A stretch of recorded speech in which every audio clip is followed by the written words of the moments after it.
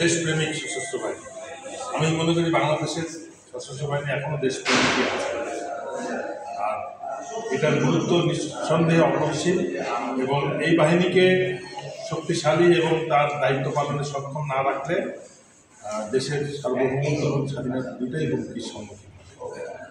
আর গত 15 বছর বললে ভুল হবে, গত 53 বছরই এই বাহিনীকে ধ্বংস করার জন্য ব্যাপকভাবে কার্যক্রম চালু ছিল, এবং সেই কার্যক্রমেরই ব্যাপক আকার ধারণ করে গত 16 বছরে। যে অফিসার পর্যায়ে কমান্ড লেভেলকে সম্পূর্ণ নিষ্ক্রিয় করা হয়েছে, এবং অফিসারদেরকে দুর্নীতিগ্রস্ত করা হয়েছে, গুমের সাথে সম্পৃক্ত করা হয়েছে, যার ফলে সত্যিকার অর্থে তারা মিশন এবং অবজেক্টিভ যেটা সশস্ত্র বাহিনীর দেশ রক্ষা, সেই কার্যক্রমে কতটুকু সক্ষম সেই নিয়ে যথেষ্ট সন্দেহের অবকাশ আছে।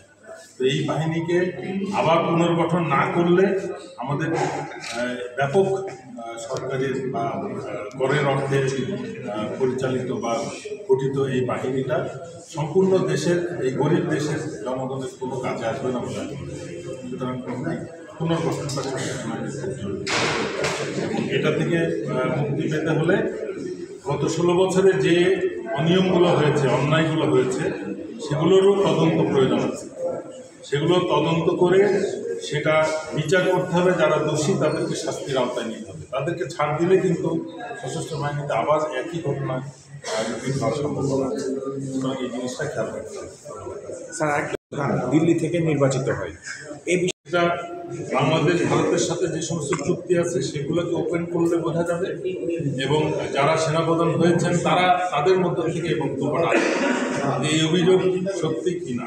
যদি তারা চুপ থাকেন তাহলে কিন্তু এই অভিযোগটাকে সত্যি বলেই মেনে নেওয়ার সুযোগ থাকে।